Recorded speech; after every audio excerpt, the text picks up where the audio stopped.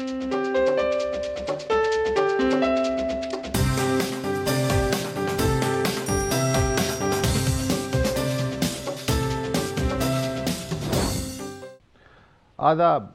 मैं हूं वसतुल्लाह खान और मेरे साथ हैं ज़र्रार खोड़ो। एक कहानी सुनाने को जी चाह रहा है, गुर्दे की कहानी। बात गुर्दे से शुरू हुई थी और जिगर से होती हुई अब कैंसर के इलाज तक पहुंच गई है। बात एक वार्ड से शुरू हुई थी, अब एक जहाजी साइज कॉम्प्लेक्स भी कम पड़ रहा है। बात कई बरस पहले दर्जन भर मरीजों से शुरू हुई होगी, अब एक जरूरतमंदों की कतार है जो खत्म होने में ही नहीं आती। ये जो मसीहा जिनसे मैं अभी जरा देर बाद आपको मिलवाऊंगा, इनसे मिलके ऐसा लगता है और हमेशा लगता है कि दिन 24 घंटे का क्यों है, 48 घंटे का क्यों नहीं, 72 घंटे का क्यों नहीं। मेरे साथ इस वक्त मौजूद हैं Sindh institute of urology and transplantation में डॉक्टर अदीबुल हसन रिजवी साहब और उनके साथी प्रोफेसर अल्ताफ हाशमी साहब। आप यूरोलॉजिस्ट भी हैं और सर्जन भी हैं। हमारे शो में आप ही की जगह पे आपका स्वागत। बहुत बहुत शुक्रिया आपका। डॉक्टर साहब,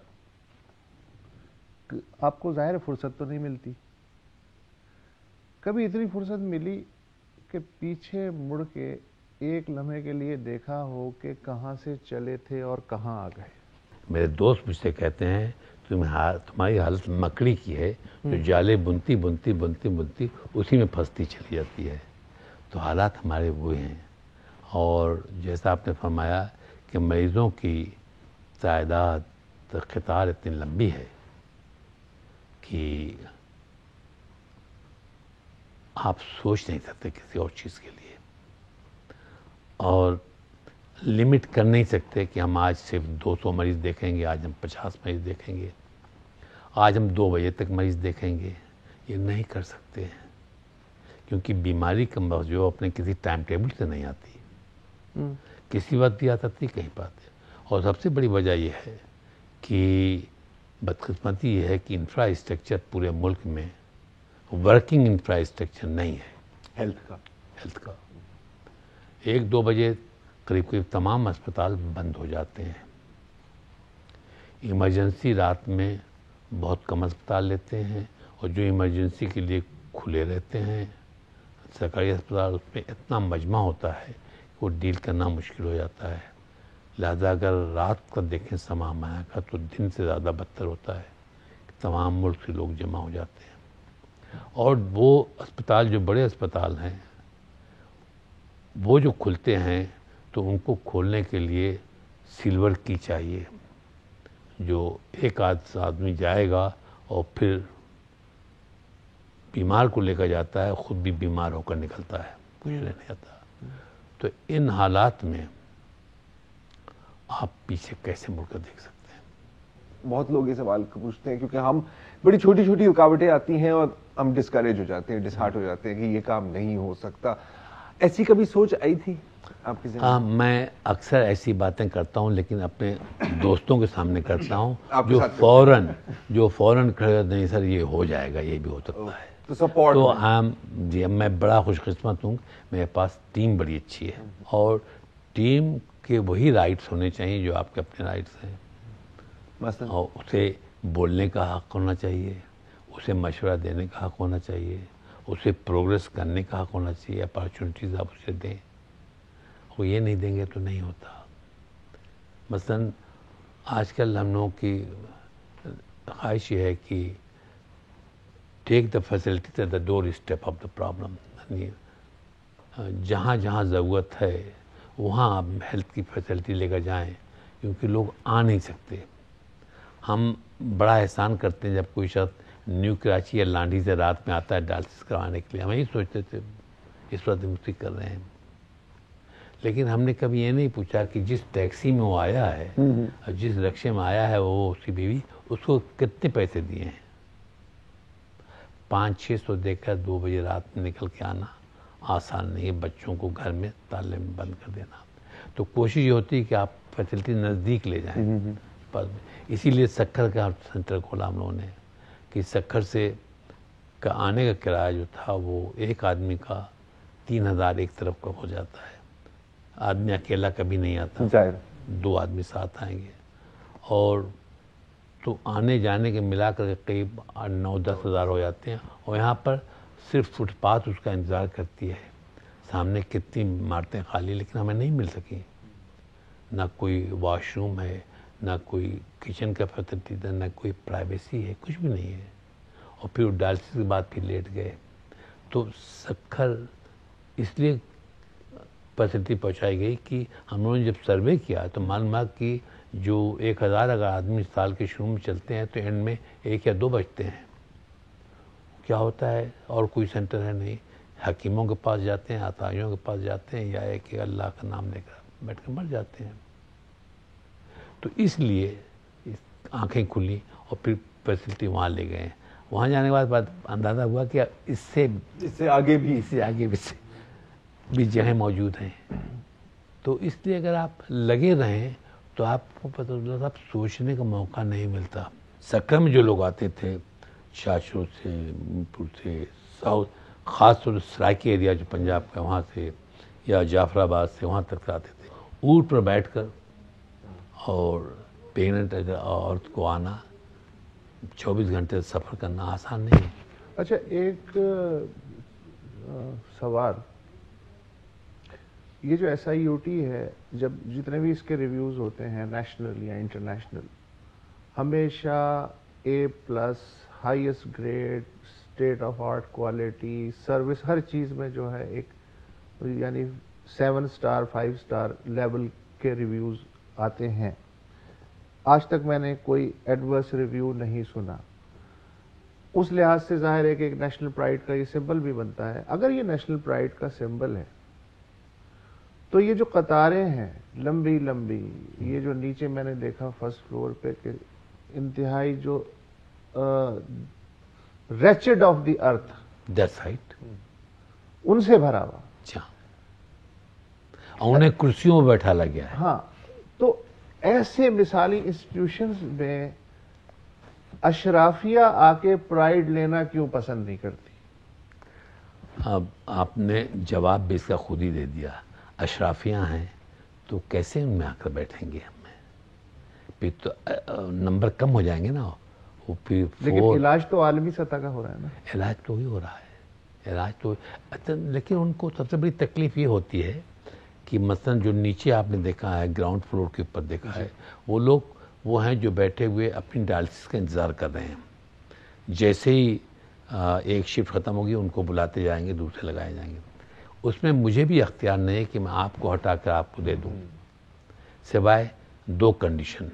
اگر کوئی بہت سیریس مریض آ گیا اور کوئی بھی جگہ نہیں ہے تو وہ، یا کوئی بچہ آ گیا، ورنہ کوئی نہیں ہے. یہ ایکسیپشن، تو یہ ایکسیپشن جو ہے، تو اس میں لوگ اس میں اشرافیہ فٹ نہیں ہو رہی. نہیں، اب دیکھیں اشرافیہ جن کے پاس اشرافیہ کی ڈیفینیشن جو ہے وہ مثلا میں سمجھتا تھا کہ میرے جو پروفیسر ہیں وہ اشرافیہ کی ٹاپ لسٹ پر آئیں گے. میرے پرنسپل، میرے میتھ کے ٹیچر، میرے بایولوجی کے ٹیچر، میرے اسکول کے ٹیچر سب سے اونچی اس پر آئیں گے. لیکن معلوم ہوا جب آنکھ کھولی کہ وہ بیچارے کہیں بھی نہیں ہیں. اشرافیہ جو ہے وہ ہے کہ جن لوگوں کے پاس قائد اعظم کے فوٹو بہت زیادہ موجود ہیں، وہ اب اشرافیہ میں چلے گئے ہیں. تو میرا خیال ہے آپ کو بھی اپنا تخیل بدلنا ہوگا اشرافیہ کے بارے میں. اب ہمیں ایک چھوٹی سی بریک لینی ہوگی، بریک کے بعد گفتگو جاری رہے گی.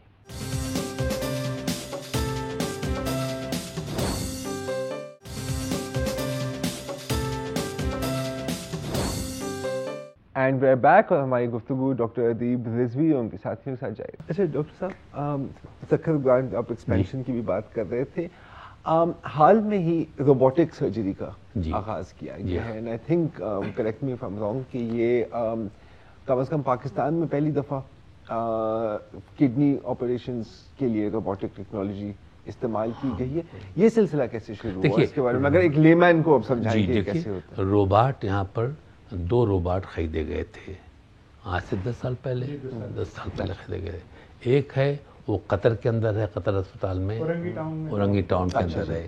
اب وہاں پر کیوں لگایا گیا, کس لیے لگایا گیا, کہنا مشکل ہے. وہ فرسٹ جنریشن ہے. ویسے پروفیسر الطاف ہاشمی صاحب کرتے ہیں روبوٹک سرجری آپ؟ جی بالکل کرتے ہیں. تو اس کا پروسیس کیا ہوتا ہے, آپ تجربہ بتائیے. ایکچولی دیکھیں سرجری کی اگر آپ ہسٹری دیکھیں تو ایک اوپن سرجری ہوتی تھی نا, آپ نے کھولا, کھول کے دیکھا, انڈر ڈائریکٹ ویژن سب کر لیا آپ نے.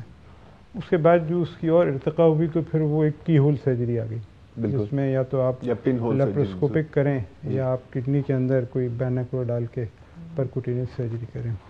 تو اس کے بعد کی جو ڈیولپمنٹ ہے وہ روبوٹک ہے. جو ہم لیپروسکوپک کرتے ہیں وہ 2 ڈائمینشنل ہوتی ہے نا, آپ کیمرے سے دیکھتے ہیں اندر اور 2 ہاتھ سے آپ اوپر اس کو میگنیفائی کر کے اور آپ دیکھتے ہیں.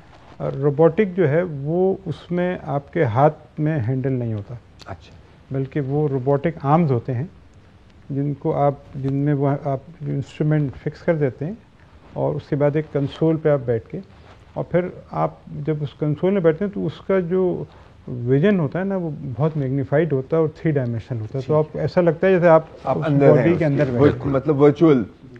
اور پھر جو سرجری ہوتی ہے وہ ویسی ہوتی ہے جو سرجن کرتا ہے. تو سرجن سرجری تو ہاتھ سے کرتا ہے, تو وہ ہاتھ میں جو آپ کے جو ہینڈلز ہوتے ہیں وہ اس میں آپ اس کو ایک خاص اینگل سے اس کا ایک طریقہ کار ہے, ٹریننگ ہوتی ہے. ہاں, جب وہ کریں گے تو اس کا ایڈوانٹیج یہ ہے بہت کہ آسان ٹریننگ ہوتی ہے. ڈاکٹر داس اس میں پریسیشن بہت ہوتا ہے نا, بہت میگنیفائڈ نظر آئے گا تو سب چیزیں آپ کو بہت کلیئر نظر آتی ہیں. بلڈ لاس بہت کم ہوتا ہے.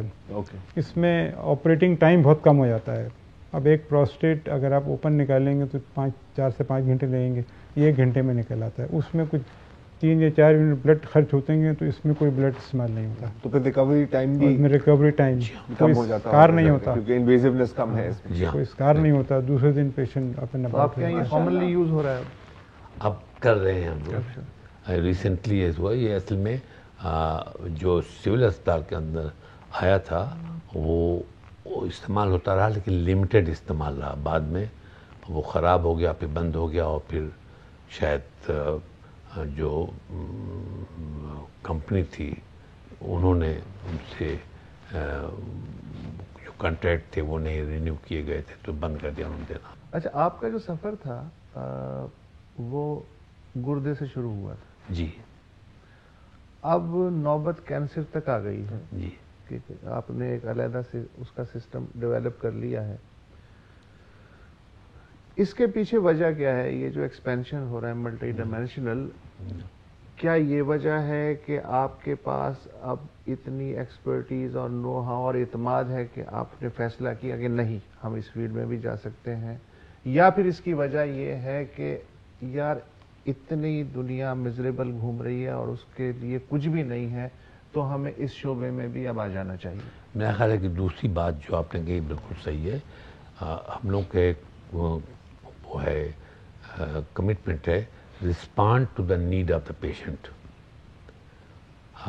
میں تو سرجن تھا بیسیکلی, مجھے ڈائلسس وغیرہ سے کوئی واسطہ نہیں تھا جب میں آیا تھا. آپ کاٹیں اور آگے بڑھ جائیں, چھوڑیں. لیکن ایسی نوبت آئی کہ پیشنٹ جو آپریٹ ہو سکتے تھے وہ اس لیے نہیں ہو سکتے تھے کہ ان کا میلیو انٹیریئر جو ہے یہ بایو کیمسٹری سب ڈسٹرب ہوتی تھی, کریٹین یوریا سب بڑھا ہوتا تھا. اور انگلینڈ سے نیا آیا تو مجھے معلوم تھا کہ اس کو درست کیا جا سکتا ہے 24 گھنٹے میں پیٹرنل ڈائلسس کرنے کے بعد یا ہیمو. تو پیٹرنل ڈائلسس شروع کیا تھا اور اس کے بعد سے پیشنٹ آپریٹ ہوئے. تو ظاہر ہے کہ جو ہے وہ مارٹیلٹی بہت ہائی تھی کیونکہ مرتے ہوئے پیشنٹ دیے جاتے تھے ہم لوگوں کو, لیکن اس سے اچھا اثر ہوا. بعد میں پھر یہ پیٹرنل ڈائلسس بڑھی, اس کے بعد ہیمو ڈائلسس کی ایک پرانی مشین ملی, اس سے ہیمو ڈائلسس کرنے لگے. یہ لوگوں نے سب جوائن کر لیا تھا اس وقت, تو رات و دن 24 گھنٹے اسی. تو اب جب ڈائلسس کرنے لگے تو پیشنٹ کی ایک نیڈ تھی, وہ آپریشن تو کر لیتے تھے لیکن 80% مریض جو تھے وہ مشین سے ہک ہو گئے تھے, ان کے لیے کوئی آپریشن اور نہیں تھا، آپریشن صرف ایک تھا، وہ ہے ٹرانسپلانٹیشن. تو سمپل سرجری، ڈائلسس اور پھر سرجری، اور جب ڈائلسس سے بھی پیشنٹ باہر نہیں آ رہا ہے، 70% آدمی جو ہے وہ ان کو ایسے تھے جن کو ٹرانسپلانٹ ضرورت تھی، پھر ہم لوگوں کو مجبوراً سوچنا پڑا کہ ہم ٹرانسپلانٹ کرنا پڑے گا. ہم دیکھا پھنستے چلے جا رہے ہیں. جب ٹرانسپلانٹ ہے تو ٹرانسپلانٹ کے لیے تمام میں پیرا پرونیا چاہیے تھا، کنٹینیوس ڈائلسس چیک کریں کہ میں مریض افورڈ نہیں کرتا. اور جب ٹرانسپلانٹ ہوا تو اس کے لیے پھر ایمونو سپریشن چاہیے، انفیکشن کنٹرول چاہیے، ریڈیولوجی چاہیے، پیتھولوجی چاہیے. تو اس طرح سے جتنی چیزیں بڑھتی چلی گئیں. اب کینسر بھی اسی کا ایک حصہ ہے کہ ہمارے پاس جو کیسز آتے تھے اور یورولوجی میں، کڈنی کا کینسر ہوتا تھا، بلیڈر کا کینسر ہوتا تھا، ہم ان کو آپریٹر کے گھر بھیج دیتے تھے اور ان سے کہتے تھے ٹھیک ہو گیا. ہم جھوٹ بول رہے تھے کہ ایک عورت نے مطلب کہا کہ صاحب آپ نے تو آپریشن کر دیا تھا، ہماری قسمت خراب ہے، اور یہ جو ہے میٹھے بہت کھاتا تھا، اس کو پھر سے ہو گیا کینسر. حالانکہ کینسر اس لیے نہیں ہوا تھا، کینسر یہ تھا کہ جتنے ایلیمنٹ تھے تو ٹھیک تھا کینسر. ہم نے صرف سرجری کی، ہم نے ریڈیو تھراپی نہیں کی، ہم نے کیمو تھراپی نہیں کی، ہم نے جین تھراپی نہیں کی، ہم نے کمبینیشن نہیں کیا، کچھ نہیں کیا.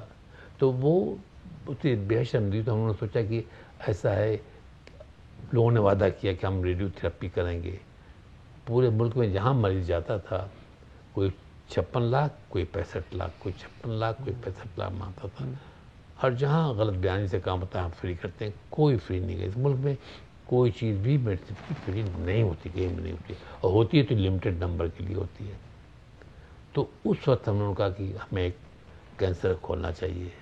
اور بشیر داؤد جو وہاں پر رہتے ہیں، داؤد فیملی کے یہاں پر دبئی میں، شاید کچھ کیس ان کے خلاف کیا آیا چلا کیا، بہرحال انہوں نے، ان کے والد نے 20 کروڑ کا وعدہ کر دیا کہ ہم دیں گے. وہاں مریض تھے، اور اس کے بعد سے پھر اس کینسر انسٹیٹیوٹ کی بنیاد پڑی.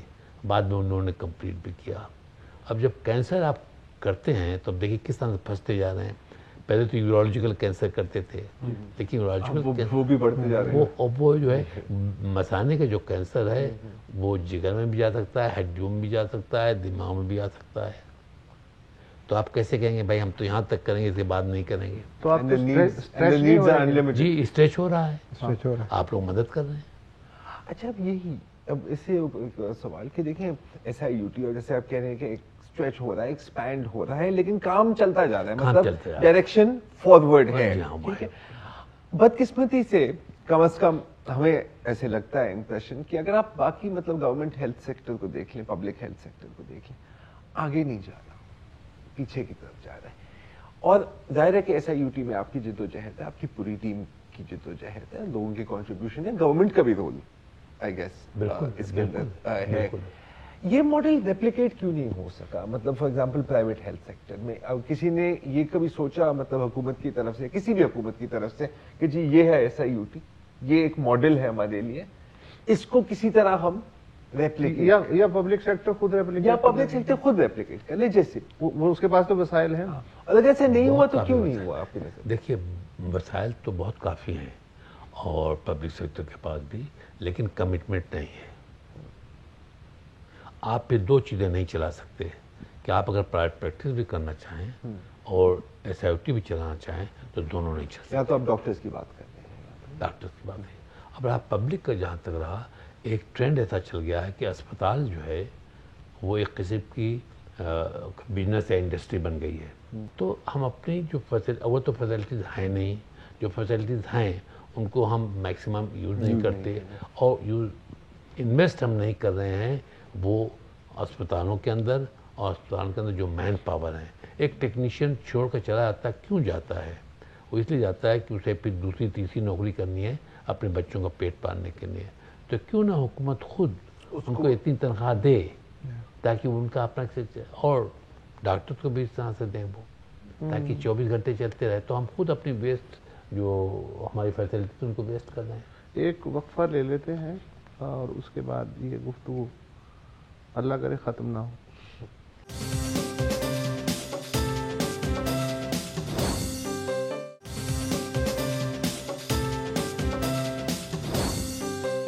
Welcome back.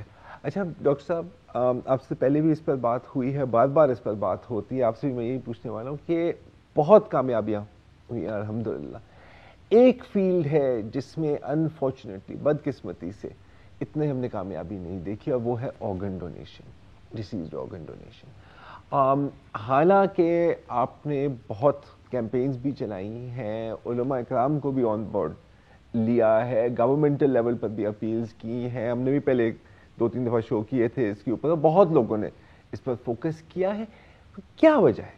یا اس کو میں ایک اور تھوڑا سا اور نیچے لیول پہ آ کے ضرار کی بات کو یوں کروں گا کہ آپ جس سے بھی ملیں اور آپ اس سے کوئی بھی کام کہیں, سر جان حاضر ہے, لیکن جب آرگن ڈونیشن کا معاملہ آتا ہے جس میں کہ جسٹیفائیڈ بھی کر چکے ہیں علماء کہ یہ سارے جو آرگنز ہیں آپ کے یہ دوسرے کی جان بچانے کے لیے جائز ہیں, وہاں جان حاضر نہیں. جان کیا, نہ گردہ حاضر ہے, نہ پھیپڑا حاضر ہے, نہ دل حاضر ہے, نہ آنکھ. یہ پیراڈاکس ہے کیا؟ اور حالانکہ جس سے آپ بات کر رہے ہیں وہ اس کو اپنی نہیں بلکہ آرگن اس کے نکالنے ہیں جو آلریڈی جس کی جان جا چکی ہے.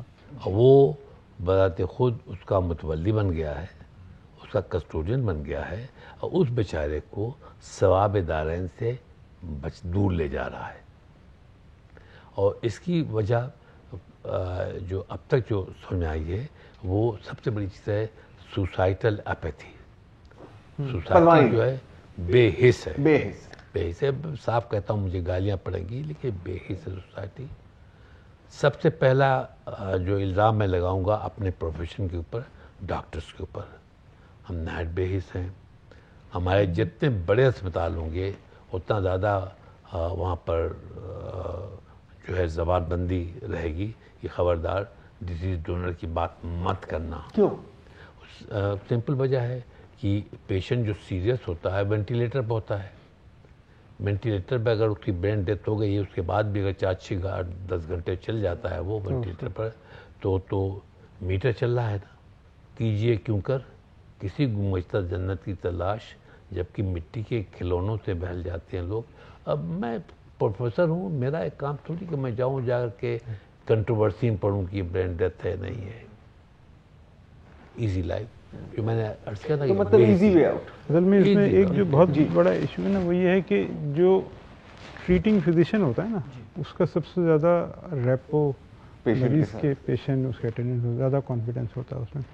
ہم ایز ٹرانسپلانٹ سرجن جا کے نہیں کہہ سکتے. اگر ہم کہیں گے نا تو وہ ہمارا اپنا انٹرسٹ ہوگا, تو ہمیشہ اس میں شک ہوگا کہ صاحب یہ اپنے انٹرسٹ کے لیے کہہ رہے ہیں.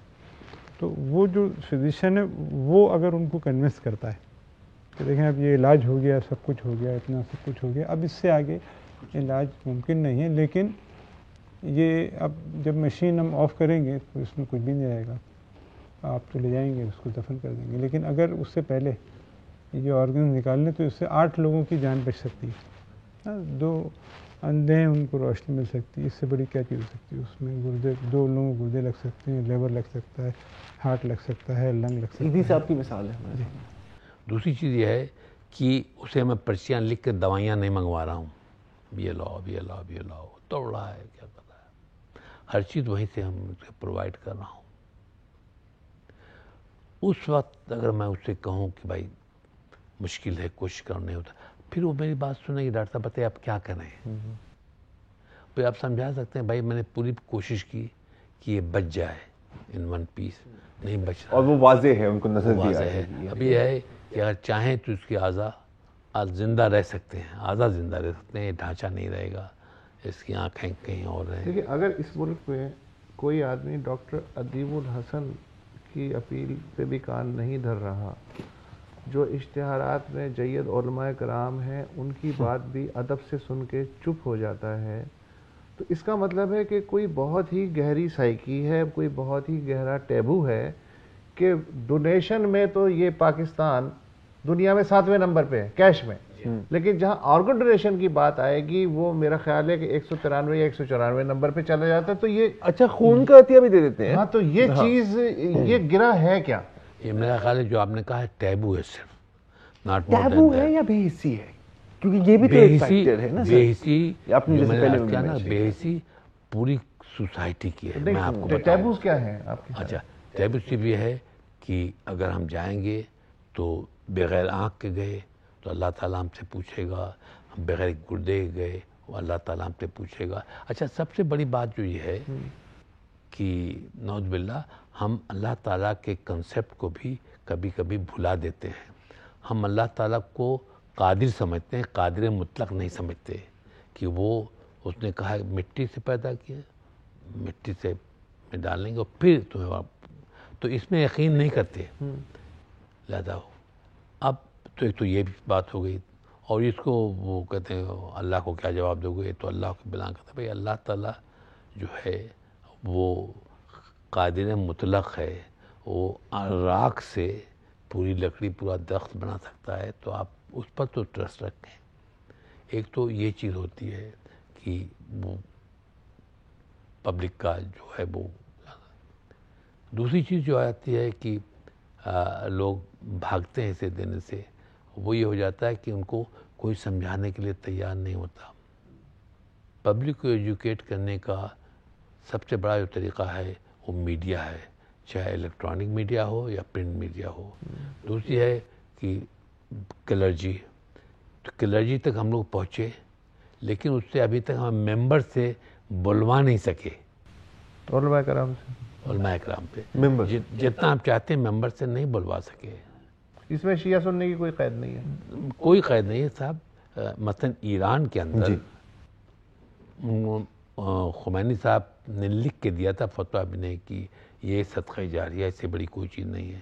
آج ایران میں صرف ایک شیراز کے اندر 450 لیور ہر سال ہوتا ہے. اچھا، اور ہمارے یہاں جو پیسہ دے کر کے ایک 17-18 ہم لوگوں نے کیے ہیں، اور بقیہ وہاں بھی ہو رہا ہے 1 کروڑ دینے کے بعد. اور لیونگ کا ہوتا ہے، جو زندہ ہے اس کا ایک ٹکڑا نکال لیا گا، اس میں مرتے بھی ہیں بچتے بھی ہیں، سب ہوتا ہے دونوں چیز. اور سنیوں کے لیے جامعہ الازہر کا فتویٰ ہے؟ بالکل فتویٰ موجود ہے سنیوں کا. سنیوں کے لیے آپ یہ دیکھ لیجئے کہ آپ کسی فقہ کریں، سعودی عربیہ میں 25 سال سے ہو رہا ہے، عراق میں ہو رہا ہے، ایران میں ہو رہا ہے، پورے یو اے ای میں ہو رہا ہے، پورے یو اے کے اندر ہو رہا ہے. بلکہ آپ اگر دیکھیں سمائی جو کہتے ہیں اس کے اندر ایسٹرن کنٹریز جو ہیں، وہاں پر ملیشیا میں تمام ہو رہا ہے.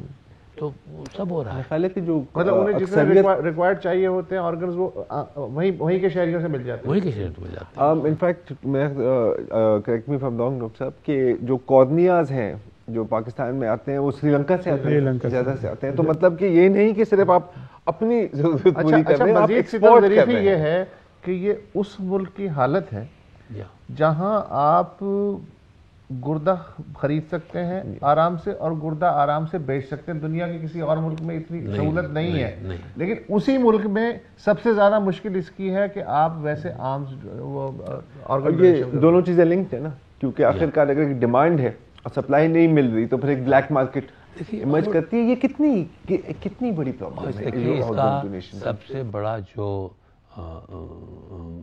ایفیکٹ ہوگا ہمارے ٹرانسپلانٹ کے مستقبل پہ ہو رہا ہے. مثلا ہم صرف گردے تک اور چند لیور تک، ہارٹ ٹرانسپلانٹ ہمارا نہیں ہو رہا ہے، جگر کا ٹرانسپلانٹ لنگس کا ہمارا نہیں ہو رہا ہے، پینکریاس کا ٹرانسپلانٹ ہمارا نہیں ہو رہا ہے، آنتوں کا ٹرانسپلانٹ ہمارا نہیں ہو رہا ہے. ہر آرگن کا ٹرانسپلانٹ ہو رہا ہے، اور آپ کے پاس کرنے والے موجود ہیں، ایکسپیٹریٹس ہیں جو دوسرے ملکوں میں بیٹھے ہوئے کر رہے ہیں. اگر آج یہ فیسلٹی ہو جائے کہ لوگ اپنے آرگن ڈونیٹ کریں گے تو ایکسپیٹریٹ بھی آپ کے یہاں آئیں گے اور آپ کا ہارٹ ٹرانسپلانٹ سب شروع ہو جاتا ہے. تو اگر گورنمنٹ اپنی رسپانسبلٹی قبول کرے اور پبلک کو ایجوکیٹ کرے تو دیکھیے ایک تو ممبروں سے ہو سکتا ہے، میڈیا سے ہو سکتا ہے. مطلب ارکان پارلیمان اگر ڈونیشن فارمز پہ دستخط کرنے سے ابتدا کر دیں تو پھر تو کام آگے بڑھ سکتا ہے نا، وہاں سے مثال بن سکتی ہے. دیکھیے بن سکتی ہے کہ زرداری صاحب نے خود اپنا جب لا پاس یا دستخط کیا تھا تو اس یہاں کھڑے کہا تھا انہوں نے انٹرنیشنل گیدرنگ کے سامنے، اور سائن کیا ان کا رکھا ہوا کہ میں میرے مرنے کے بعد میرے اعضا لیے جا سکتے ہیں. اور ابھی بھی جب ملاقات ہو تو کہتے ہیں کہ بھائی میں نے کہا تھا جب بھی ہو لے لیں. لیکن اور ارکان پارلیمنٹ اگر صرف یہی پریشرائز کر دیں کہ یہ پبلسٹی جو ہے یہ ایجوکیشن ٹو دا پبلک اور موٹیویشن کی اس کی جو سلائڈس ہیں وہ فری چلیں اور کمپلسری ہر میٹ اپ کر دی جائیں تو اس سے بہت بڑا فرق پڑے یہ گا. کوئی مشکل بات نہیں ہے. نہیں, یہ بڑی بے حسی ہے سر, بے حسی ہے. اور جیسے جمعے کا خطبہ ہوتا ہے نا جی ہر ہفتے ہوتا ہے اور بہت لوگ انہماک سے سنتے ہیں اسے, تو اگر اس خطبے میں بھی یہ ذکر کر دیا جائے تو اگر ہر ہفتے نہیں علماء کمرے کے اندر آپ کی بات سے متفق ہیں, بالکل کمرے کے باہر نہ آئیں باہر گے تو پبلک میں نہیں کہنا. اگر پبلک ایجوکیشن پروگرام چلتا رہے ریڈیو پر, ٹی وی پر, خاص طور سے تمام اس کے اوپر, تو ہمارے علماء حضرات بھی ایجوکیٹ ہو جائیں گے. خاص طور سے وہ کہتے ہیں کہ اچھا یہ تو ہے میں اپنے محلے کی جو مسجد ہے اس کے مولوی صاحب سے پوچھ لوں. محلے کے مولوی صاحب جو ہیں ان کی نالج میرا خیال ہے کہ اور بھی تھوڑا واجب جو ہے ہوگی, تو وہ ہو سکتا ہے کہ وہ اس کو سیٹسفائی نہ کر سکیں. میرے خیال میں سر جو بنگلہ دیش میں پاپولیشن کنٹرول ہوا ہے وہ اس میں جمعے خطبے کا بہت بڑا رول ہے. اور یہاں بریک ہماری مجبوری ہے اس لیے کہ اشتہارات سے ہماری تنخواہ بھی چلنی ہوتی ہے. تھوڑی دیر بعد آتے ہیں.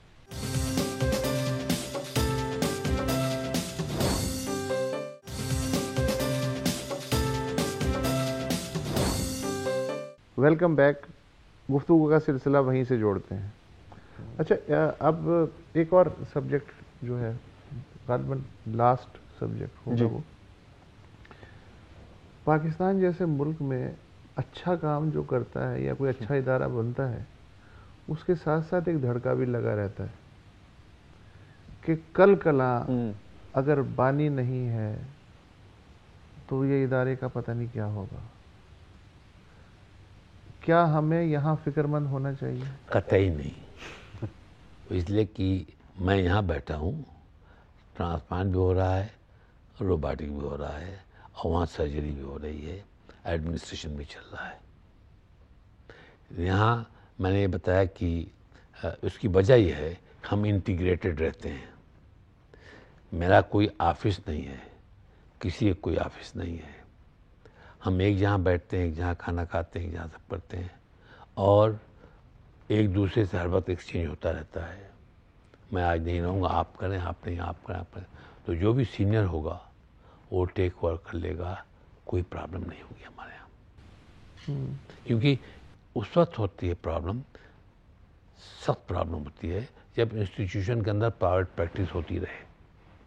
جہاں پرائیویٹ پریکٹس ہے ہی نہیں ہے, کنسیپٹ ہی نہیں ہے پرائیویٹ پریکٹس کا, تو پرسنل گین کوئی نہیں ہے. عدیل صاحب ایک ذاتی سوال ہے, جی عید پہ گھر جاتے ہیں آپ؟ نہیں, عید تو یہاں عید اور بقرعید دونوں ہے. اس کی وجہ ہے جب میں اسٹوڈنٹ تھا تو بقرعید کا دن عید کا دن تھا, اور چونکہ میں جو ہے باہر سے آیا تھا, انڈیا سے آیا تھا, اور یہاں پہ میرا کوئی تھا نہیں, تو میڈیکل کالج میں بھی میں ہاسٹل میں رہتا تھا. تو ہاسٹل سے نکل کے میں جا کے وارڈ میں نے کہا اپنا کیس دیکھوں بیٹھ کر. تو میں دیر تک کیس میں لکھتا رہا, لیکن میں نے دیکھا میں بڑا کھانا ہوتا تھا. اس زمانے میں بریانی اور میٹھا چاول دیا جاتا تھا. میں نے کہا میرا ایک مریض جو ہے, میں 2 گھنٹے ہو گئے ہیں وہ رکھا ہوا ہے لیکن انہوں نے کروٹ نہیں لی ہے. میں جب جا کر دیکھا اس کو تو وہ رائے گڑھ مارکیٹ میں تھا, مر چکا تھا. ٹھیک ہے, اور نرس اور ڈاکٹر دونوں تھے لیکن دوسری طرف بیٹھے تھے. میں جا کہا کہ یہ ہو گیا ہے, میرا خیال ہے مر گیا. تو نرس آئی, اس نے کہا ہاں وہ تو مک گیا. ڈاکٹر جی جلدی آؤ. تو میں نے کہا کہ صحیح تو 2 گھنٹے سے ایسے ہی رہا ہے. انہوں نے کہا تمہیں کس نے ملا, گیٹ آؤٹ. کہنا بھگا دیا گیا. بعد میں جب میں واپس آیا, پروفیشن والے مجھے بڑی گالیاں دیں گے, جب میں واپس آیا 2-3 گھنٹے کے بعد تو میں نے اس کی کیس نوٹ تلاش کر کے دیکھی, تو اس کی کیس نوٹ پر ہر 15 منٹ آدھے گھنٹے کے بعد اس کا فالو اپ لکھا ہوا تھا. اور 2 گھنٹے تک یہ دیا گیا, دیا گیا. تو اس دن میں نے عہد کیا تھا کہ میں کبھی کنسلٹنٹ ہوا تو عید اور بقرعید محرم میں کبھی گھر پر نہیں رہوں گا. تو میں اس کو پورا کرتا ہوں. یعنی الٹیمیٹ سفرر پیشنٹ نہیں ہوگا, گھر والے ہی ہوں گے.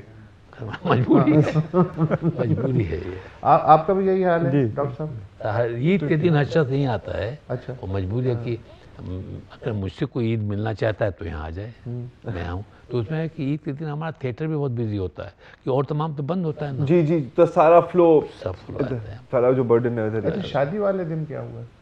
शादी के दिन का एक रात मिली थी जो इंग्लैंड से मैं आया था, और दूसरे दिन मुझे इंडिया जाना था। तो पहले से मैंने कह दिया था, मेरे भाई ने भी कह दिया था, बस हैदराबाद गए, निकाह हुआ, वापस आए प्लेन। Professional duty. क्या आदमी आपसे क्या बात करे, ऐसे आदमी से मतलब क्या बात करे? लेकिन कोई रिग्रेट्स नहीं है। अगर आप मुझे टाइम टनल में रख दीजिए तो मैं फिर भी वही करूँगा जो किया, बल्कि जो चीज़ें उसमें मिस किया मैंने वो मैं कंप्लीट करूँगा, यही करूँगा मैं। क्या बात, खत्म बस। इसके बाद तो सिर्फ इजाज़त ही ली जा सकती है। डॉक्टर अल्ताफ हाशमी साहब, बहुत शुक्रिया आपका, आपने वक्त दिया, और अदीब साहब आपका बहुत शुक्रिया। नवाज़िश हम आपके जब भी भाई। आते हैं आप इसी शफकत से मिलते नवाज़िश हैं, आप। तो इजाज़त दीजिए, खुदा हाफिज़।